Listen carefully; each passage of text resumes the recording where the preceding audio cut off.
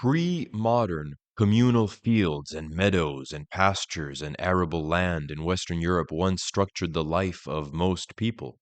And if we think of the disenchanting, socially atomizing effects of modernity, we have to look at the fencing in of that communal property, which passed over to individual ownership as one of the principal features of that epochal change. Not with a nostalgic backward gaze, but a kind of nostalgic futurism in a sense, to look at how the commons, for example, once structured life and how they could be brought back in the modern world to make of modernity something different, something better, something that recovers the legacy of the past, aligning with tradition. The commons refers to that property owned collectively, owned by a community, but not by the most encompassing, highest collective with political articulation, i.e., not by the state.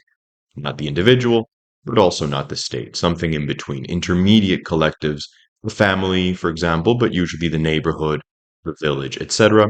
And it's a kind of property that really defined European medieval society and whose exit from history, unsung, unremarked upon often in modern political theory, is really one of the markers of the coming of modernity in the negative sense. And this survived even into recent times, and no doubt still survives, albeit greatly reduced. This is from a documentary from Spain, in which the locals recall how there was a particular pattern of sounding the bell at the local church, which meant that each family would send a representative to the council, and there they would decide on repairing a walkway, a mill, whatever it happened to be that needed to get done to keep up the commons, and sometimes disputes between neighbors were also addressed in the context of the council. So, what you have here is the exercise of sociability, of deliberation, a whole set of faculties that tend to atrophy in more anodyne, say, office centric day to day life. Where political modernity sees only individual and state, the commons belongs to the particular, to a certain people and place. Our political thinking today is almost completely polarized around the dialectically reinforcing poles of an individual who is ever more self-determining, ever less beholden to identities and institutions outside the ebb and flow of his own desire, and a state as representative of universal reason, whose real responsibility is to that universal project and not the particular. The twin liberté and égalité of the French Revolution are thought to be guaranteed by individual property and state property. The third term, fraternity, brotherhood, which properly speaking would imply family and community, for one cannot be a brother to everyone equally, is largely forgotten.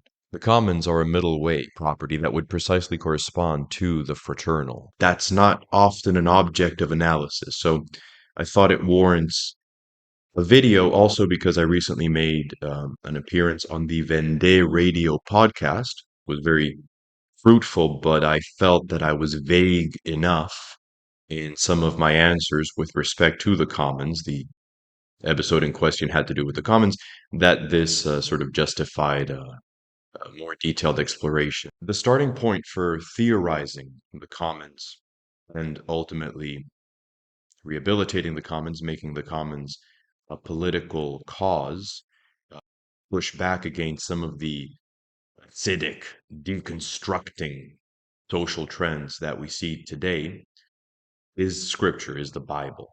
Numbers 26 really defines communal property in the biblical context because it has Moses receive orders for how to partition a certain extent of land among the tribes of Israel. And that partition is to take place depending on the size of each tribe, but it constitutes tribal as well as familial land. And then in Leviticus 25, we have legislation that defines the ownership of tribal and familial land as permanent. In other words, a family, for example, may rent out some of its land for economic reasons to somebody who wants to use it, but it always reverts back to the family at the end of a certain delineated period, which is the year of Jubilee, the year when debts are forgiven, things return to their default. And that default is that a certain piece of land, for example, has to be owned by a certain family. Tribal land has to remain with the tribe. Leviticus 25 also gets into the dangers of the foreigner coming to have prominence over the native in the native's own land. In other words, the foreigner having prominence over the Israelite in Israel is talked about in terms of slave owning. So, to some degree, non transferable, corporately or collectively owned resources, specifically land in this case, has to do with preventing a people from losing prominence in their own territory. And in that context, we should remember that exile is the sort of punishment par excellence in the Bible. Losing access to the land is the principal punishment that Israelites are subject to when they disobey. Well, here we have laws that are directly linked to remaining on the land. The trajectory of biblical scripture is to bring in nations as tribes. In other words, the same way in which Israel consisted of many tribes, the spiritual Israel or the church consists of many nations. And if you read Isaiah 19, Ezekiel 47, the New Testament, certainly, and then, Apocalypse, the end, especially 21, 22, when the nations come into the heavenly Jerusalem that has descended to the earth, that's what's going on. It seems very clear that what you have here is a multi-nation kingdom. And so the Old Testament legal provisions that applied to how different tribes retained their integrity within the national Israel would apply to how different nations retain their integrity within the spiritual Israel of the church. That would be my theological contention here. What that means in terms of New Testament property discourse, specifically in Acts 2 and 4, where we read about holding all things in common, is that the collective pool of resources that the apostles have access to should be understood in terms of the injunction of converting the nations, where nations are units that come into the spiritual Israel, the church. We can sort of understand collective bodies as coming in and having access to a collective pool of resources that is not only universal for all Christians, but also delineated in terms of specific collective bodies. On the point of non transferability of property, Leviticus specifies. The implication here is that the body of a collective includes a certain material stratum. It's to do with the space that is proper to them in unfolding their life, their collective life, the walkways, farmland, etc. The human corporate identity includes the natural world and it includes physical infrastructure in the natural world. And that's ultimately non transferable. That belongs to that tribe. That's an extension of that tribe. That's a metaphysical claim because it means that these entities are real and that these entities are not purely defined by the individuals that make them up. The land belongs to a people and is an essential, ultimately non transferable component of a people, of a family, of a tribe, of a nation. It means that the lower elements of reality, down to physical inert soil and up through the vegetative and animal kingdoms, are not outside of the human sphere. They belong to the human sphere. Philosophically, the bygone centrality of the commons to the life of local communities, indeed, the conception according to which a thing may belong to a family or a village, as a unitary person implies the real existence of that collective as more than mere aggregation of self-interested persons entering into a social contract. It implies that the often Baroque tapestry of overlapping, concentrically nesting identities that make up the human family is real. Theology has tended to give way to a blasphemous concept of a God whose sovereignty, whose power to exercise his will in any direction, is primary, with justice, mercy, goodness being secondary, arbitrary attributes. We see this in the Calvinist concept of God and arguably in what's been called a kind of two-tier Thomism in Catholicism, which posits a nature that God could leave eternally untouched by grace. According to this idea of sovereign power distinct from goodness, which to the classical conception is as absurd as speaking of a circle which is not circular but square, the shape of things, the fact that nature presents us with things similar and correspondent to each other, reveals nothing about their creator, about his names and intentions. Reality, the soil beneath us, the society about us, is at base a chaotic matter upon which we may urge order from the outside, but which does not contain any harmony inside itself. There is only the individual consciousness and the absolutely arbitrary source of that consciousness, a God who creates spontaneously out of an unpremised will, not out of an essence describable as good.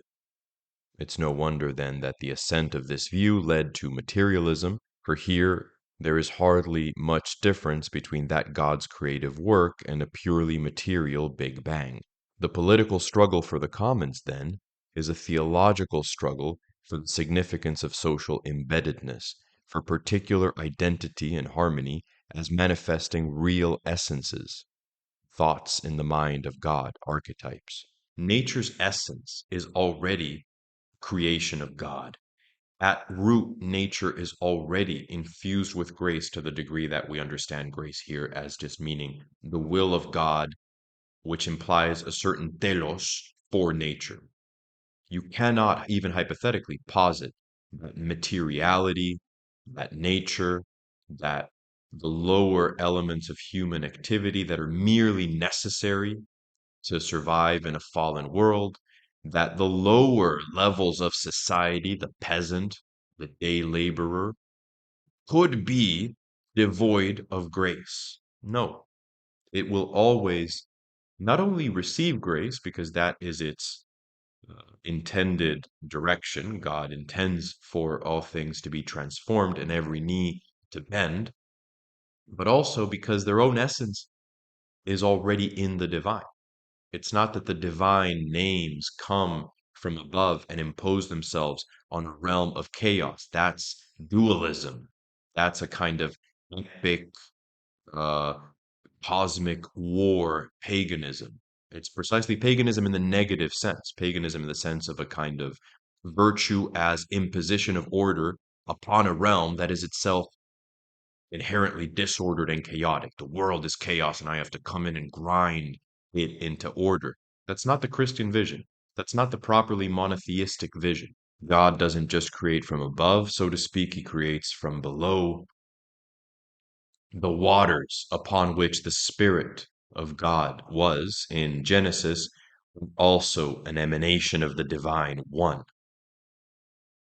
And I think that on some level, Trinitarianism, albeit I think a lot of definitions of Trinitarianism, including a lot of definitions considered orthodox, creedally correct in the Catholic or Orthodox or Protestant contexts, are incorrect, ultimately are even blasphemous. They hide something important about the divine oneness.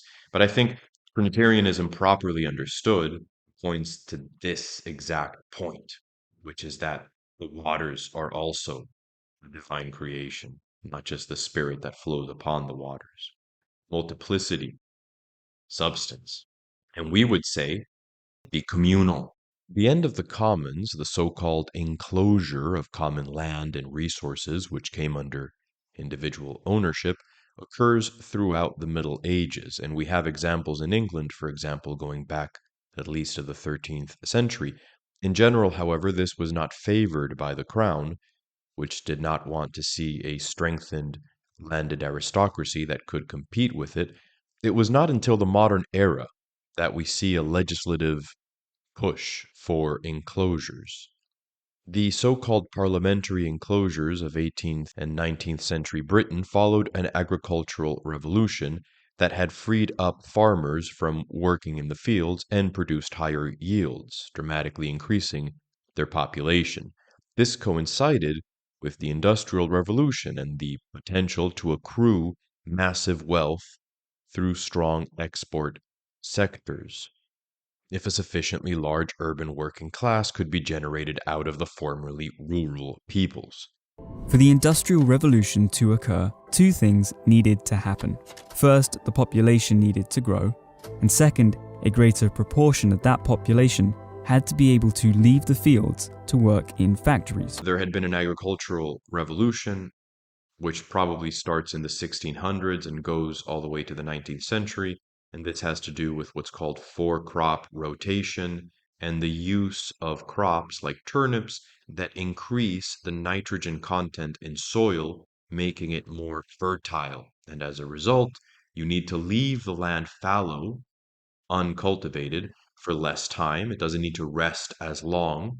And you get a lot more vegetable yield that also contributes to animal feed. So you now have more meat.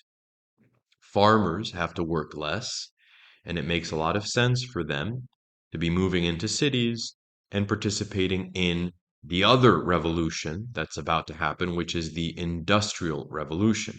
So apparently between 1750, mid 18th century, and the mid 19th century, the population of England increased from 5 point something million to 16 point something million. There's this explosion of population. And you want folks moving into cities because you want there to be a strong proletariat, an industrial worker base for you to export massively and for the modern economy to get going. Apart from the economic and political project represented by enclosures, they also corresponded to a psychological shift away from communities characterized by socially embedded, inexact exchange towards the more socially atomized subject characteristic of modernity. The political transition involved here has to do with producing a society whose configuration is more malleable by central administrative organs. The justification for this relies on the idea that the commons are inherently unstable because people naturally tend to maximize their interests as individuals by overexploiting a collective resource. It blames the kind of individual that the abolition of the commons helps proliferate for the abolition in the first place, so to speak. Now, the term the tragedy of the commons, although it's older than the source from which it gained cultural prominence, really gets going as trope in the 70s as a result of a 1968 essay by a human ecology professor from California, I believe, called Garrett Hardin.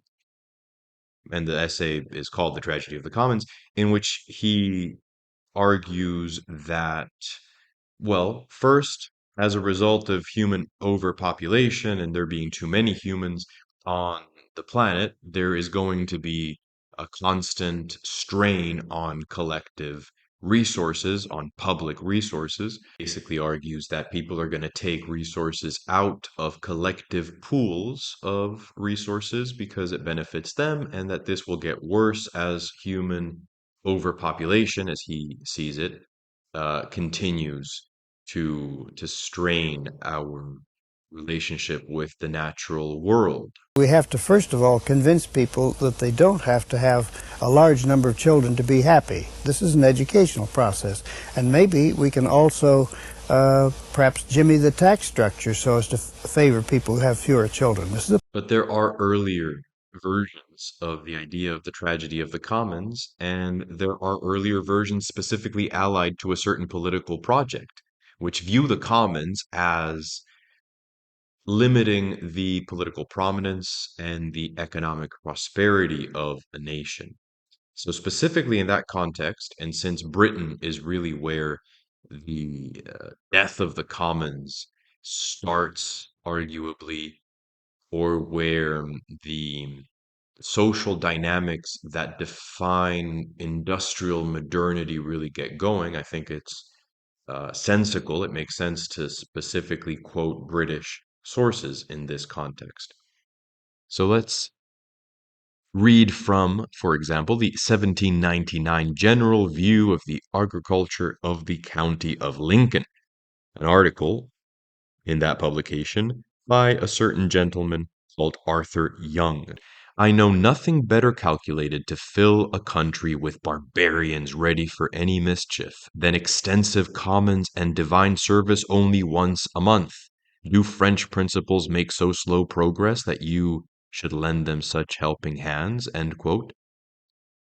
He also says that everyone but an idiot knows that the lower classes must be kept poor or they will never be industrious.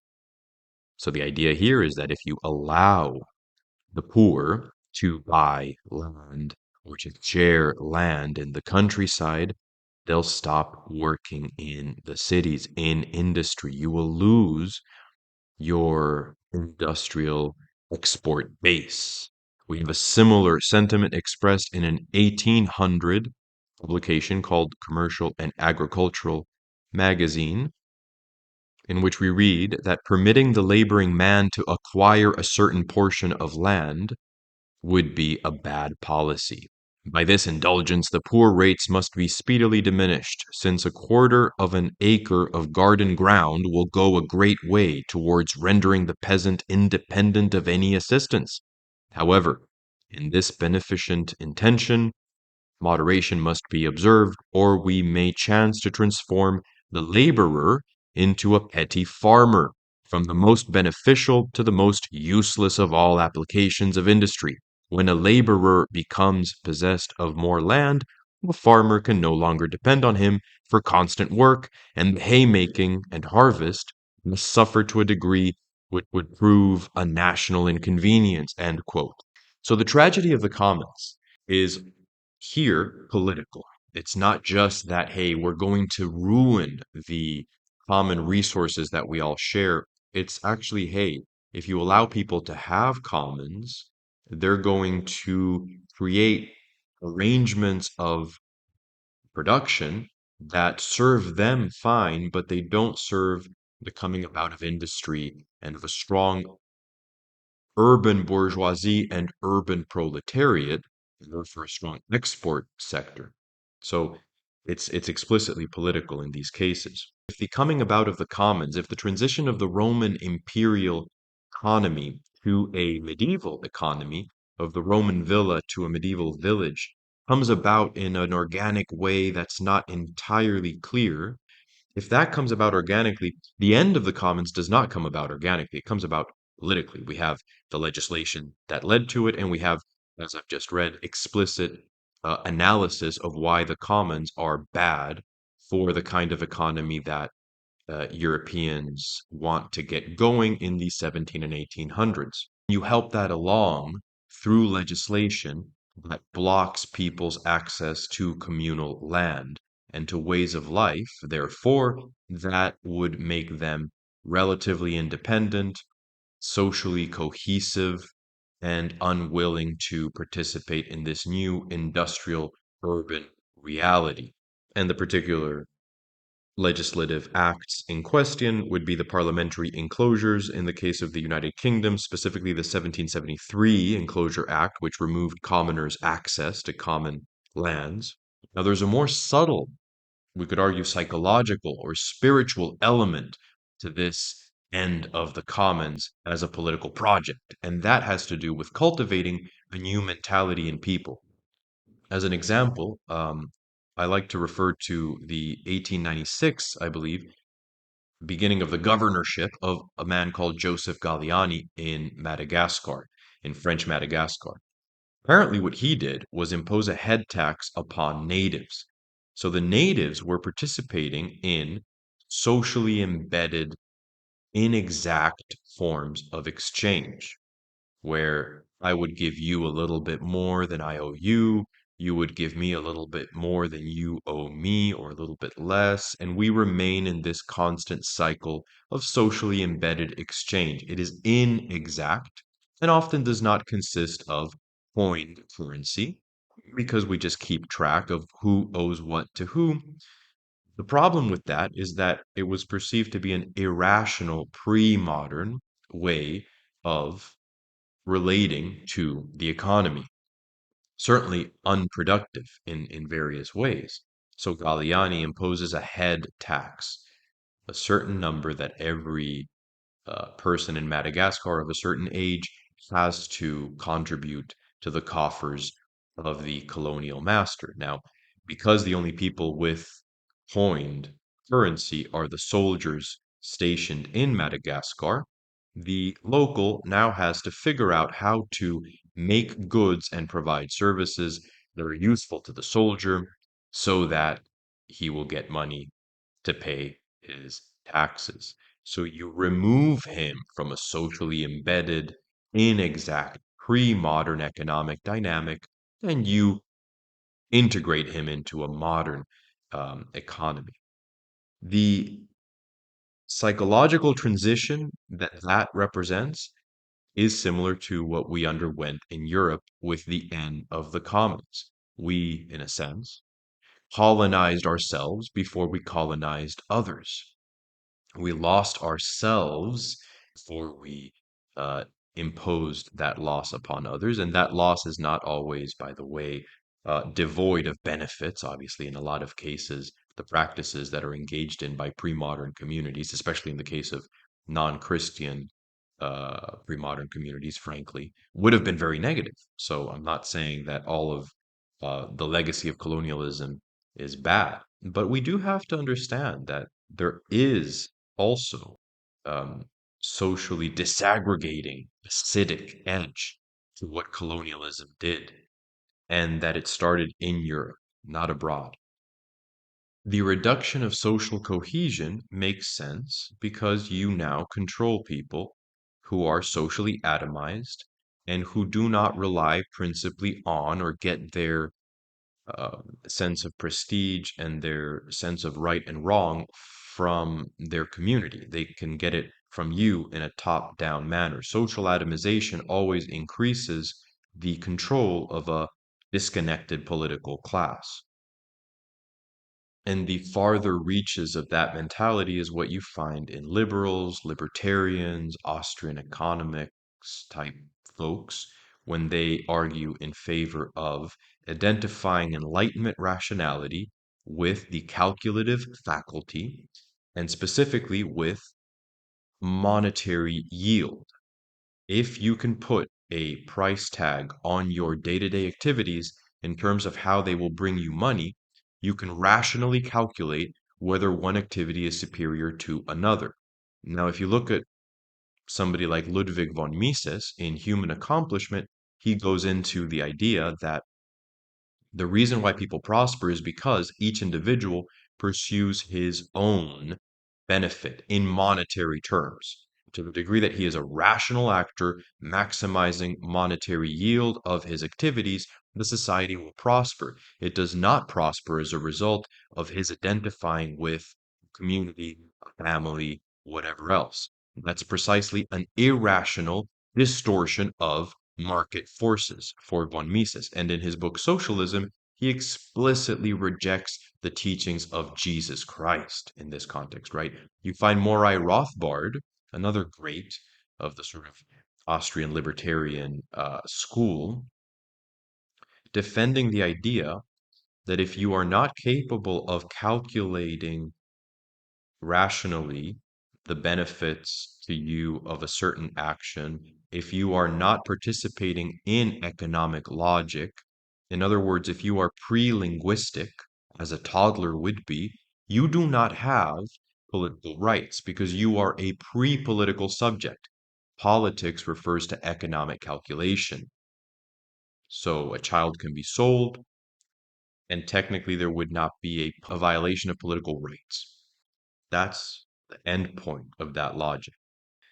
So on the one hand, you have people who would deny identity and value in the human person beyond individual, rational, and specifically calculative, and specifically monetary modes of activity. That's the right wing, so to speak, libertarian.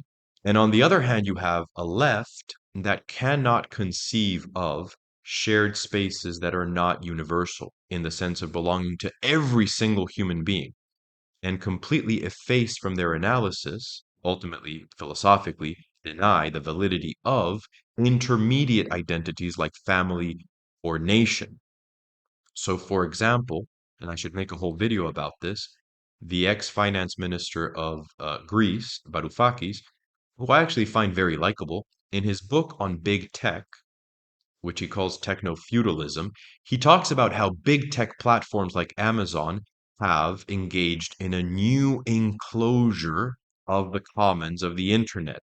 Once upon a time, the HTTP colon backslash backslash or whatever was communal. Everybody could use the internet and everybody can use the internet. The problem is that many activities online are now basically entirely um, circumscribed to existing platforms that have become oligarchs. If you want to buy or sell online, you basically have to use certain specific platforms and you become a sort of vassal to these new feudal lords. You have to submit to them. That's how he understands it. And his recipe then is to return to the commons, but the commons as collective property. There's bad capitalist globalization, but there's also good socialist internationalism, and that's sort of it. He doesn't really want to talk about local community level property. So in both cases, one of them effaced the commons because of the individual or for the sake of the atomic individual, and the other effaced the commons for the sake of the collective, all human beings, but both deny particularity and identity. In Christian terms, in traditional Christian terms, this has to do with not having a corporate understanding of society. When the metaphor of the body of Christ, the church as body, is used, it implies differentiated organs and tissues and all the rest of it. So participating in those differentiated organs is the natural way in which the cell, let's say the individual, relates to the body, let's say the whole total human ecumene, the whole total human family as cosmic church. If you have no sense of organs, you have no sense of that. It's either all individuals or it's all one miasmic, undifferentiated blob. We can talk briefly also about a sort of second agricultural revolution, which in a sense begins with the Haber-Bosch method of making chemical fertilizer that came with pesticide, herbicides as well, like famously Agent Orange. So what the turnip did for increasing for the fertility of the soil in the first agricultural revolution, burning fossil fuels does for the second. Now, apparently, using chemical fertilizer has all sorts of negative ecological consequences. But the key is that once you make farmers dependent on chemical fertilizers, it becomes extremely difficult for them to wean themselves off. And if you impose green policies to disincentivize the use of chemical fertilizer, you are benefiting the big guy who can afford to make that transition or afford your extra taxes on chemical fertilizer and hurting the small farmer who doesn't know how to make that transition, who doesn't have the funds, the reserves to do that. And that's sort of what we've seen in Europe.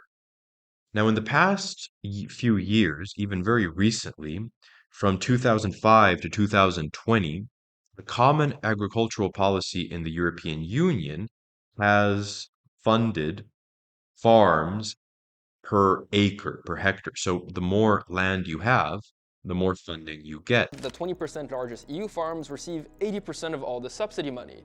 After all, most of the subsidies are granted on a per hectare basis. EU farming has been consolidating into larger and larger farms over the past 2 decades. In 2020, there were 37% fewer farms than in 2005. It's a concentration of land that you're seeing in the hands of fewer and fewer people. If you add to that the rise of fossil fuel costs, partly because of the sanctions on Russia, if you add competitive pressure on European farmers because of the massive increase in Ukrainian agricultural exports since the beginning of the Ukraine war to try to help Ukraine as a matter of European Union policy, if you add to that the farm to fork policies, pressure on chemical fertilizers, taxing it more, and already it's made from fossil fuels, so presumably its price had gone up naturally already because of the sanctions on Russia, for example. If you add all of this together, you're putting tremendous pressure on farmers. So, in a sense, it's not an enclosure, but it is kind of a similar process whereby you've had an agricultural revolution, like you did before, increasing agricultural yields, and then comes along a political policy to try to hurt the farmer and get him to move to the city where he will be more socially atomized and where he will be more easily controlled. Returning to Garrett Hardin's concept of the tragedy of the commons, Eleanor Ostrom, the only woman to win the Nobel Prize for Economics, specifically won it for her research on the commons. In her book Governing the Commons, she argues that there is no necessary tragedy of the commons. Garrett Hardin wrote a very stirring article in 1968 published in Science, and he imagined a pasture open to all and posited that if that were the case, then everyone would bring their animals on and they would keep bringing more and more and more, and they would eventually overuse the commons. What he went on to say was that they were trapped and could not themselves get out of it. And what our theoretical work and empirical work has shown is that in many instances, people have found ways of agreeing on their own rules and extracting themselves from the problem. She uses game theory to look at how folks can be incentivized not to defect. In other words, not to take too much out of the common resource pool so that the commons would be unsustainable in the long run, and instead to try to achieve a collaborative equilibrium so that they each take what is sensical and compatible with the commons continuing to exist in the long term for their kids and grandkids and so on. And obviously, to incentivize them to achieve that collaborative equilibrium, you're going to have social limits and social incentives and reputational incentives and so on. So she identifies certain design principles that you can follow to have a sustainable commons, to avoid any kind of tragedy of the commons. And one of those design principles is to have a strong in-group, out-group distinction. An outsider doesn't get to participate in decision making with respect to how the commons are governed and doesn't get to take out pieces of collective property to benefit himself. You have to have a semi-porous membrane in the cell, skin around the body. Yes, some external elements are integrated, that's fine, but overall, I do not treat objects outside of my body as having an equal say, so to speak, as my own organs in how my blood should flow or where it should flow to. That would be absurd, and human communities work in exactly the same way. They have to have borders. So you don't need the state to step in. This is very compatible with the subsidiarity principle in Catholic tradition, for example, where you don't need higher levels of governance to step in to lower levels of activity unless something really has that kind of, um, broader implication and a lot of negative externalities are being accrued as a result of the actions of a local community, then the state steps in. But if you don't need it, you shouldn't do it. And she agrees. And then the other very conservative element of her research there is that, yeah, you have to have a strong in-group, out-group distinction for this to work. Otherwise, it doesn't. One of the best theorizers of the commons, and I don't think she realized that's what she was doing, is Simon Weil, the convert from Judaism to Catholicism, who wrote The Need for Roots. And there's a lot of stuff in that book that I'm dubious about, but in The Need for Roots, she at one point talks about property, and she talks about how property is wasted if it doesn't inspire participation and identification in those that take part in it. Participation in collective possessions, a participation consisting not in any material enjoyment, but in a feeling of ownership, is a no less important need. It is more a question of a state of mind than of any legal formula. Where a real civic life exists, each one feels he has a personal ownership in the public monuments, the gardens, ceremonial pomp and circumstance, and a display of sumptuousness, in which nearly all human beings seek fulfillment, is in this way placed within the reach of even the poorest. But it isn't just the state which ought to provide this satisfaction. It is every sort of collectivity in turn. A great modern factory is a waste, for it is unable to provide the least satisfaction in connection with this need. When methods of exchange and acquisition are such as to involve a waste of material and moral foods, it is time they were transformed. Any form of possession which doesn't satisfy somebody's need of private or collective property can reasonably be regarded as useless. That does not mean that it is necessary to transfer it to the state, but rather to try and turn it into some genuine form of property.